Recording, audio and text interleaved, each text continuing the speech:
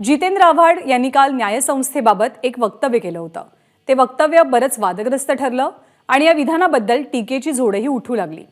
ज्युडिशरीमध्ये आरक्षण न देण्याचं धोरण बाबासाहेबांनी पूर्ण चिंतन करूनच आखलंय, त्यावरती भाष्य करणं अयोग्य असल्याचं माजी मुख्यमंत्री आणि काँग्रेसचे ज्येष्ठ नेते सुशीलकुमार शिंदे यांनी मत व्यक्त केलं।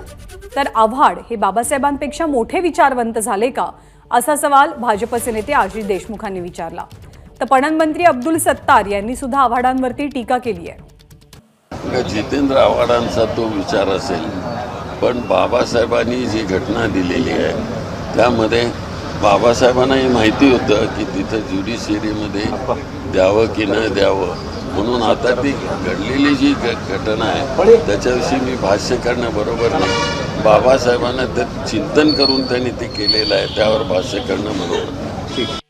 आता महामानव डॉक्टर बाबासाहेब आंबेडकरांच्या कर्तृत्वावर प्रश्नचिन्ह निर्माण करून जितेंद्र आव्हाडांनी आंबेडकरी जनतेला देखील दुखवण्याचं काम केलं आहे। कुठंतरी काहीतरी वक्तव्य करून चर्चेत राहण्याचा केविलवाना प्रयत्न जितेंद्र आव्हाड सातत्याने करतायत।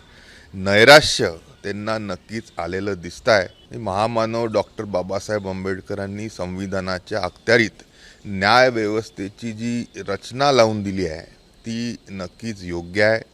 महामानव डॉक्टर बाबासाहेब आंबेडकरांपेक्षा विचारवंत हे जितेंद्र आव्हाड झाले आहेत का? जितेंद्र आव्हाडांनी अशा प्रकारचे वक्तव्य तातडीने देणं बंद करावं। नाही, माझी त्यांना हात जोडून नम्र विनंती आहे, हात जोडून सांगू लागलो मी आहे, हात जोडून नम्र विनंती आहे की असे काही विधानं करू नये की ज्याच्यामुळं राज्याची आणि देशाची मध्ये लोकांमध्ये एक आगळी वेगळी चर्चा होते आणि प्रभू रामचंद्राच्या बद्दल कोणीही काही उद्गार काढले तर त्याचे परिणाम त्यांना सर्वाला भोगावे लागतात। शेवटी आपण जे जगभरमध्ये प्रभू रामचंद्राला मानणारे लोक आहेत, देशभरमध्ये आहे, राज्यामध्येही आहे, आणि जे ते बोलले त्याचा सर्वांनी निषेध केला। मला करायची गरज नाही, लोकांनीच केला।